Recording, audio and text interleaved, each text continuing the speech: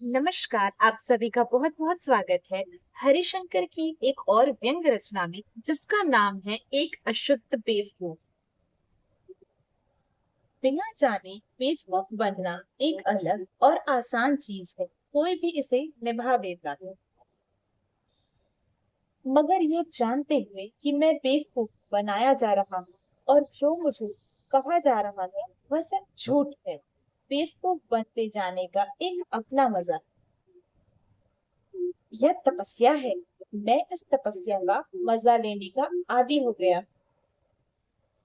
पर यह महंगा मजा है, मानसिक रूप से भी और इस तरह से भी। इसलिए जिनकी हैसियत नहीं है उन्हें यह मजा नहीं लेना चाहिए। इसमें मजा ही मजा नहीं है, करुणा है, मनुष्य की मजबूरियों पर सहानुभूति है, आदमी की पीड़ा की दारुण व्यथा है। यह सस्ता मजा नहीं। जो हैसियत नहीं रखते उनके लिए दो रास्ते, चिढ़ जाए या शुद्ध बेवकूफ बैठ जाए। शुद्ध बेवकूफ एक दैवी वरदान है। मनुष्य जाति दुनिया का आधा सुख खत्म हो जाए अगर शुद्ध बेवकूफ ना हो। मैं शुद्ध नहीं, अशुद्ध बेवकूफ, और शुद्ध बेवकूफ बनने को हमेशा उत्सुक रहता। अभी जो साहब आए थे निहायत अच्छे आदमी हैं, अच्छी सरकारी नौकरी में है, साहित्यिक भी है, कविता भी लिखते हैं। वे एक परिचित के साथ मेरे पास कवि के रूप में आए। बातें काव्य की ही घंटा भर होती रही, तुलसीदास, सूरदास, गालिब, अनिस वगैरह। पर मैं अशुद्ध बेवकूफ हूँ, इसलिए काव्य चर्चा का मजा लेते हुए भी जान रहा था कि भेंट के बाद काव्य के सिवा कोई और बात निकलेगी। वे मेरी तारीफ भी करते रहे और मैं बर्दाश्त करता रहा, पर मैं जानता था कि वे साहित्य के कारण मेरे पास नहीं आए हैं। मैंने उनसे कविता सुनाने को कहा। आमतौर पर कवि कविता सुनाने को उत्सुक रहता है, पर वे कविता सुनाने में संकोच कर रहे थे। कविता उन्होंने सुनाई, पर बड़े बेमन से। वे साहित्य के कारण आए ही नहीं थे, वरन कविता की फरमाइश पर तो मुर्दा भी बोलने लगता है। मैंने कहा, कुछ सुनाइए। वे बोले, मैं आपसे कुछ लेने आया हूँ। मैंने समझा कि शायद ज्ञान लेने आए। मैंने सोचा यह आदमी ईश्वर से भी बड़ा है, ईश्वर को भी प्रोत्साहित किया जाए तो वह अपनी तुकबंदी सुनाने के लिए सारे विश्व को इकट्ठा कर लेगा।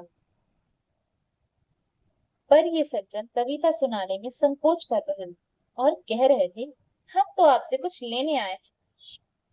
मैं समझता रहा कि यह समाज और साहित्य के बारे में कुछ ज्ञान लेने आए।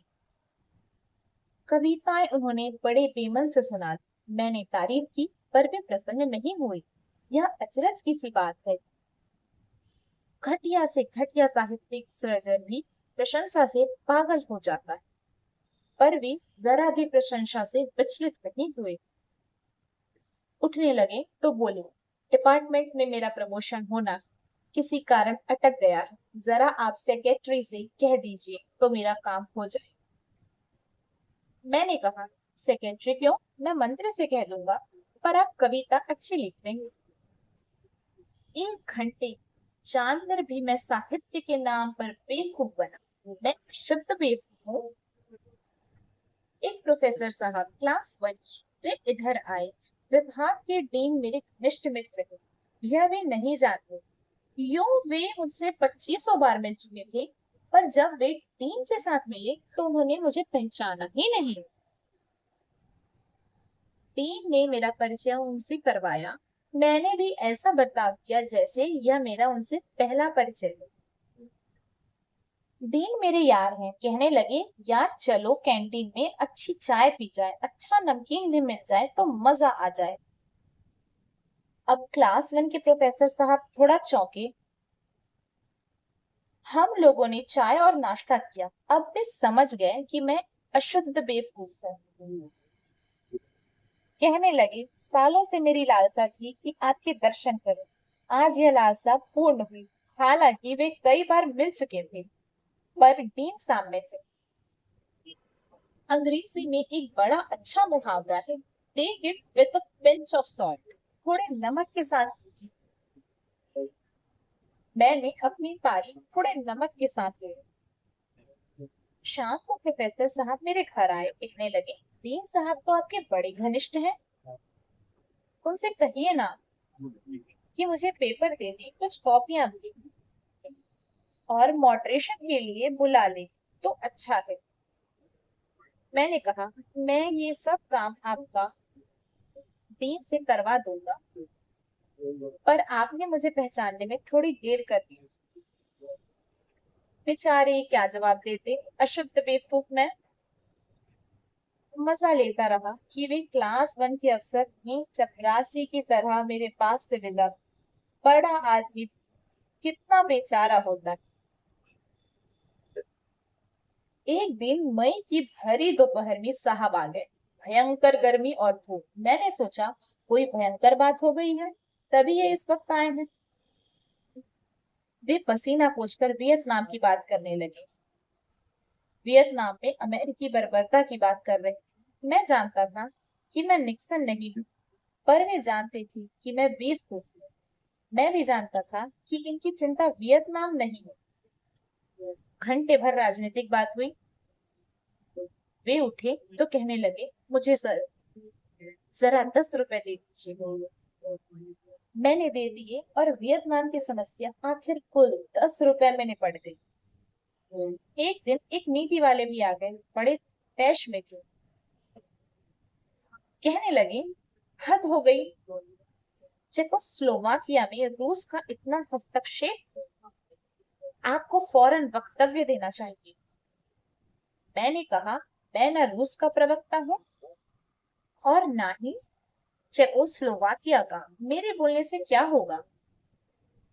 वे कहने लगे, मगर आप भारतीय हैं, लेखक हैं, बुद्धिजीवी हैं, आपको कुछ कहना ही चाहिए। मैंने कहा, बुद्धिजीवी वक्तव्य दे रहे हैं, यह काफी है। कल वे ठीक उल्टा वक्तव्य भी दे सकते हैं, क्योंकि वे बुद्धिजीवी। वे बोले, यानी बुद्धिजीवी बेईमान भी होता है।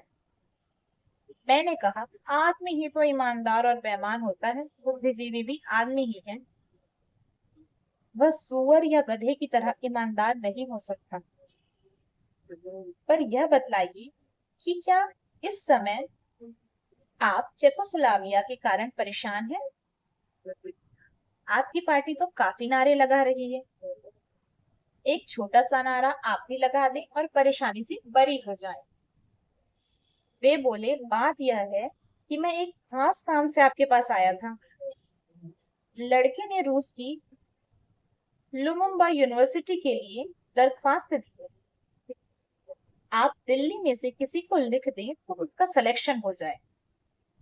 मैंने कहा, कुल इतनी सी बात है। आप चेकोस्लोवाकिया के कारण परेशान हैं, रूस से नाराज हैं, पर लड़के को स्कॉलरशिप पर रूस भेजना भी चाहते हैं। वे गुमसुम हो गए, मुझ अशुद्ध बेवकूफ की दया चाहते। मैंने कहा, आप जाइए, निश्चिंत रहिए, लड़के के लिए मैं जो कर सकता हूँ करूंगा। वे चले गए। बाद में मैं मजा लेता रहा, जानते हुए बेवकूफ बनने वाले अशुद्ध बेवकूफ के अलग मजे हैं।